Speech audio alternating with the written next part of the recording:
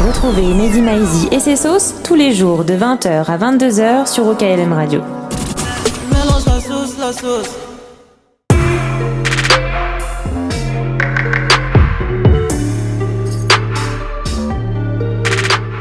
Bonjour, bonsoir à tous, c'est la troisième partie de l'émission consacrée à Booba à l'occasion de la sortie de Trône, son 9e album déjà. Et la troisième partie est consacrée au 9 de I dans son ensemble. C'est toujours une émission en partenariat avec Deezer et toujours enregistrée au Bar Bruel Hôtel W à Paris Opéra. Et comme d'habitude, on est toujours extrêmement bien.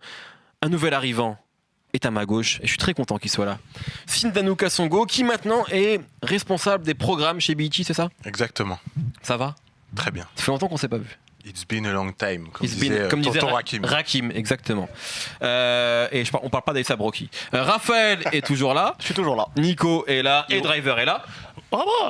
Et il est là en tout cas. Et j'aimerais qu'on parle là du 9 de I. C'est vrai qu'il commence à être tard. Voilà, les verres pour Driver se vident et se remplissent.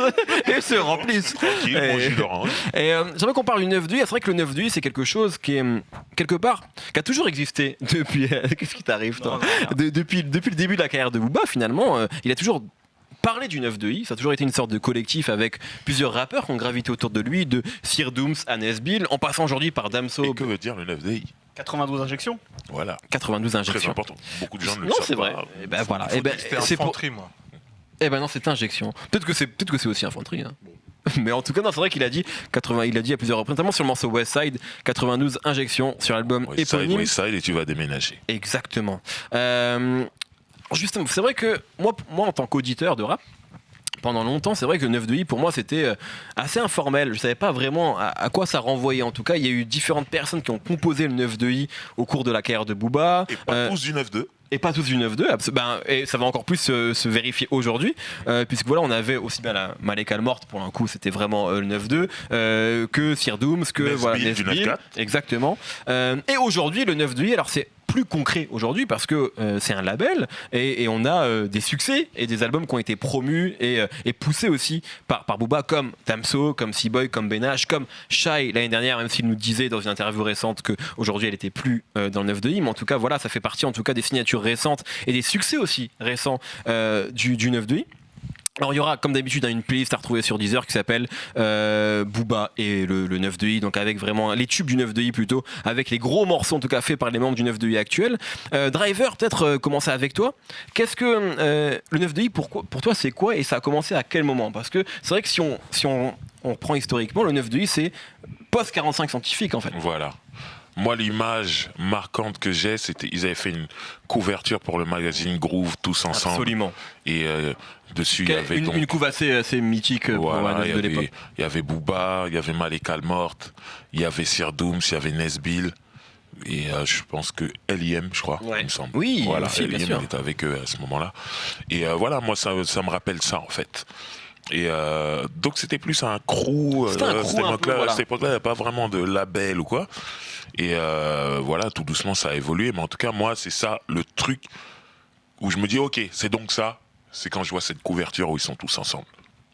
Sindanu, pour toi, le 9 de I, au début, ça commence comme ça aussi. C'est une sorte de crew avec des individualités talentueuses, mais un peu chacune de leur côté. C'est ça. Pour moi, c'était le prolongement du 92, du Beat the Bull un peu.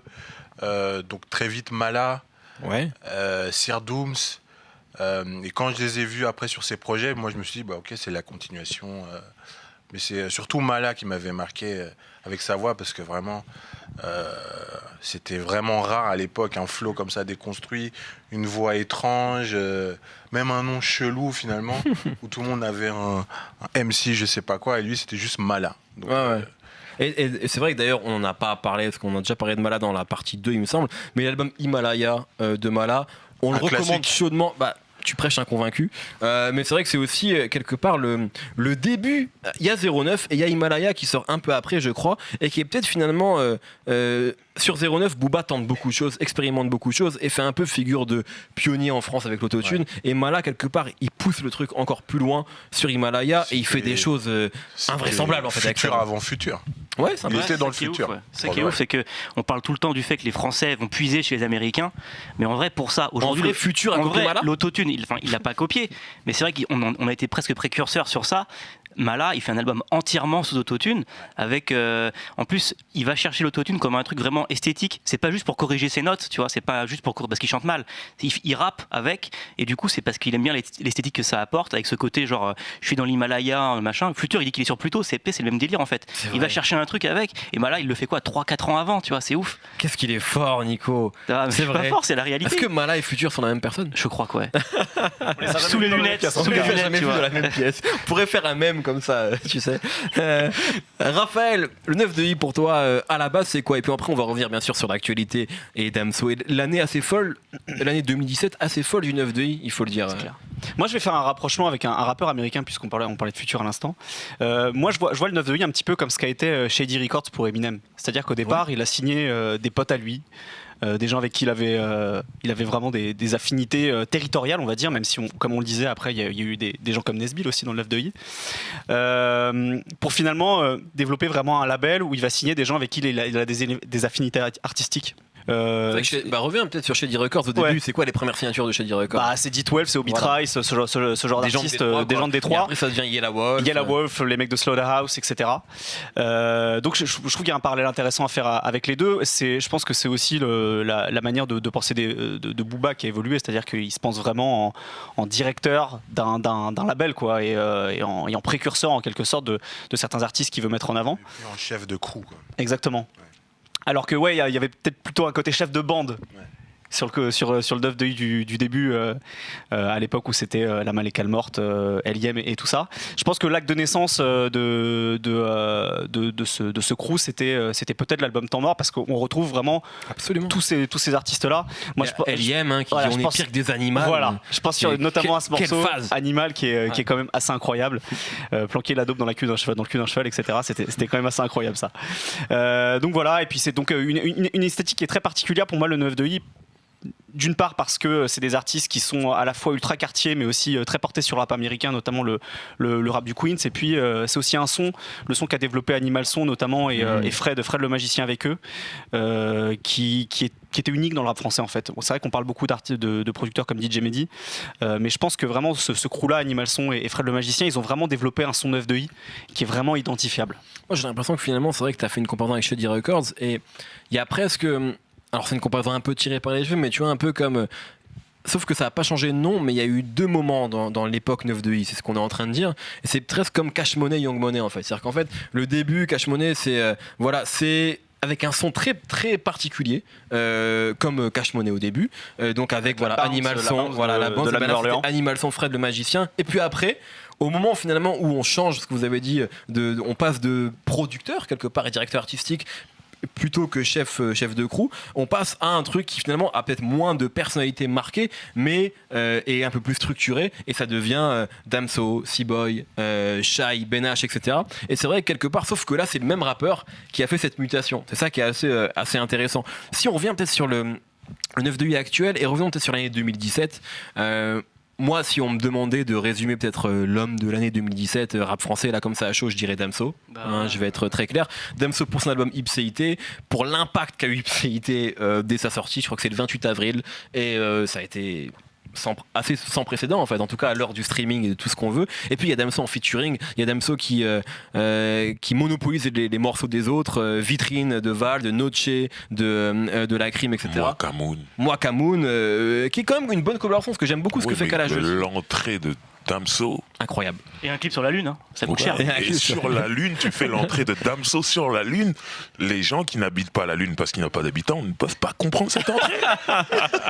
Ils ne peuvent pas comprendre cette entrée. Mais alors justement, ça c'est inédit en fait. Ce qui s'est passé, c'est que déjà on sort en l'espace d'un an, parce que même si Shai aujourd'hui n'est plus dans le 9 de I, son album est sorti à la fin de l'année 2016, donc on va dire... Je me prends ce PMW seulement maintenant. Quand il est sorti, je suis passé un peu à côté. C'est parce que t'es pas venu à mon mariage. Mais comme je l'ai dit à Shai, ce morceau a été joué à mon mariage. Et c'était extraordinaire. Aujourd'hui, je me rends compte de la puissance de ce morceau. Absolument. Vraiment. Et il n'y avait pas que ça. Thibaut Courtois était un gros tube. Enfin, en tout cas, tout ça, c'est pour dire que sous l'espace de un an et demi, on a Shai, on a Damso, on a C-Boy, qui est pour moi un super album avec un tube qui est Mobali. On a Benache avec Ghetto, qui est aussi un morceau qui a beaucoup tourné. Et c'est peut-être la première fois finalement que le 9-2i c'est quelque chose de concret en fait, Sinano. Voilà, c'est qu'aujourd'hui c'est pas juste des bons rappeurs, des très bons rappeurs même, qui ont des affinités on va dire avec Booba, c'est aussi des artistes qui vendent des disques et qui existent indépendamment de Booba. Ouais. Je crois que c'est une évolution générale. Je pense que tout au début, je crois dans les années 90-2000, les gars prenaient juste leurs potes. Tu vois, G-Unit, c'est les potes de quartier. Même Nelly, c'est ses potes de quartier. Maintenant, Murphy Lee. Oh, j'adorais Murphy Lee. Il y en avait un, il était muet. Tellement c'était son pote. Il s'est plaint à la fin. Il voulait de l'argent quand même. C'est vrai. Et maintenant, on est à un niveau où ça se professionnalise. Et Booba, il est à la pointe du rap français, donc il est à la pointe du professionnalisme dans le rap français. Il a vraiment pris des artistes avec qui il n'avait aucune affinité. À la base, en tout cas, c'est vrai qu'ils sont pas potes avec Damso, ils sont pas potes avec C-Boy. Et c'est aussi ce que disait Driver, ils sont pas du 9-2. C'est le 9-2i, mais voilà, Damso vient de Bruxelles, C-Boy vient de Mulhouse, si je dis pas de bêtises, c'est ça. Hein. Voilà, donc voilà. Et C-Boy et Damso, surtout, ils ont vraiment quelque chose de spécial. Et que lui ait pu voir ça et qu'on puisse travailler avec eux et on puisse les faire exploser, c'est vraiment une belle réussite. Raphaël, là-dessus, peut-être sur cette année 2017 là, du 9-2i. Ouais, ça c'est incroyable. C'est des artistes qui réussissent à avoir des propositions artistiques personnelles, quoi. C'est ça qui est fort. Il y a ce côté un peu autistique, ultra violente chez C-Boy par exemple, moi qui me plaît beaucoup. Le côté ultra écrit, même si ça reste du sale chez Damso, pardon. Donc ouais, en fait c'est ça qui est super intéressant, c'est que Booba il a pas été chercher ces artistes-là des choses qu'il aura en commun avec eux. Et je pense que ce qui l'a intéressé, c'est plutôt ce qui les différencie de lui, quoi. Complètement. Donc c'est en ça que ces albums ils sont vraiment intéressants. Driver, toi qui es un observateur aguerri du rap, et notamment de ce qui se passe, voilà, des tendances. Je fouille. Tu adores ça. Tu fouines. Est-ce que Damso aujourd'hui, t'as l'impression que c'est en train de devenir, une en tout cas, sinon la tête d'affiche du rap français actuel? En tout cas, est-ce que t'as l'impression qu'il se passe un truc là? Moi, ce que je remarque sur Damso, c'est que c'est à chaque fois mieux. Et ça, c'est pas donné à tout le monde. Il y a un moment, tu réussis un truc, ça peut être un coup de chance. Après, bon, ouais, cool, sympa. Hop, un autre coup de chance. Lui, à chaque fois, c'est mieux. Et tu vois, Ipséité, c'est sorti, ça a eu le succès qu'on connaît. Je tiens à dire, excuse-moi de te couper. Driver, il sent les tubes. Franchement, il sent les tubes. Non, je le dis.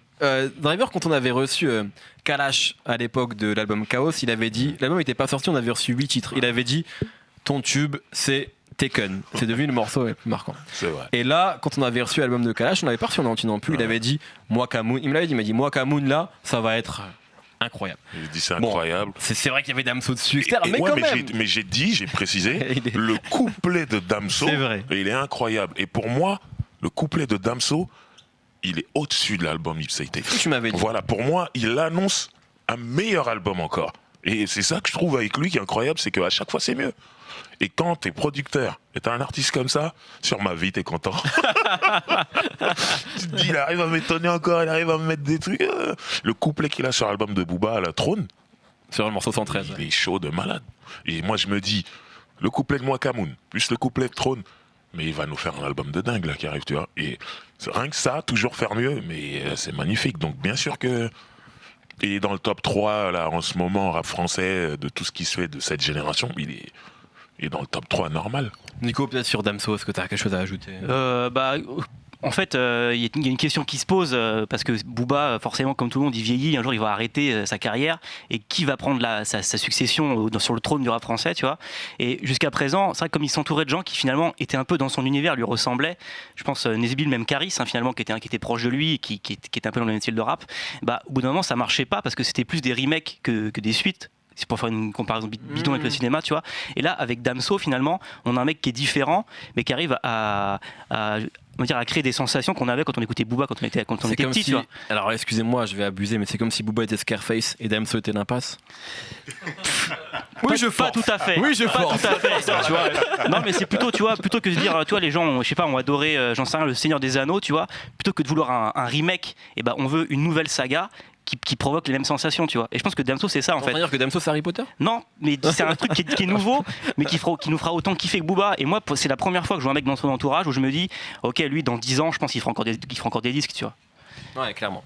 Juste un mot, moi. Je t'en prie, Raph. Juste un mot, rapidement. C'est pas un mec qui est sur le 9 de I, mais qui est très proche de Booba, qui est sur tous ses albums depuis un moment. C'est Gâteau.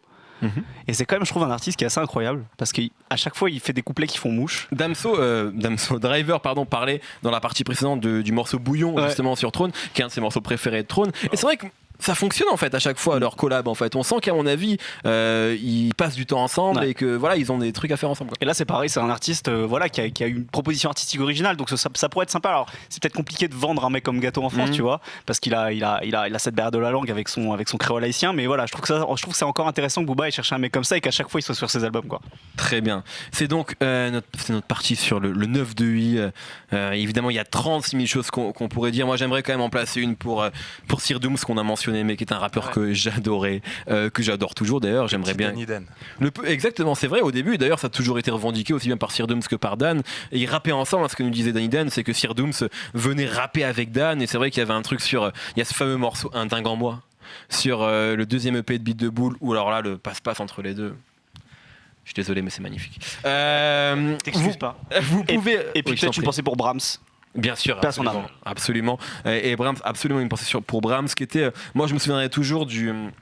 J'ai encore parlé de Danny Dan, je suis désolé, mais dans le livret de Poétiquement Correct, Danny Dan dédicaçait beaucoup de gens, et dans le livret, il disait dédicace à Brahms, le vrai boss du 9-2. Donc je sais pas ce que ça voulait dire en tout cas, mais je pense que voilà que c'était un hommage assez cool. Et moi le couplet de Brahms sur 09 est absolument hypnotique et incroyable. Donc évidemment qu'il repose en paix. Merci beaucoup messieurs d'avoir participé à cette troisième partie. La playlist Les Tubes du 9 de I est disponible sur Deezer. Merci Nico, merci Driver, merci Raphaël et mille merci à Sindanou, qu'on reverra bientôt sur les autres parties. La quatrième partie concernera les perles oubliées de Booba. Voilà, on va pas parler de ses tubes, mais peut-être des morceaux justement, parfois un peu méconnus de Booba qui sont sur ses albums, mais qu'on aime beaucoup et qu'on aimerait écouter. Ça arrive très très très bientôt. À bientôt du coup, à bientôt, c'est ce qui se dit. À bientôt, c'est pas mal. À bientôt. Salut.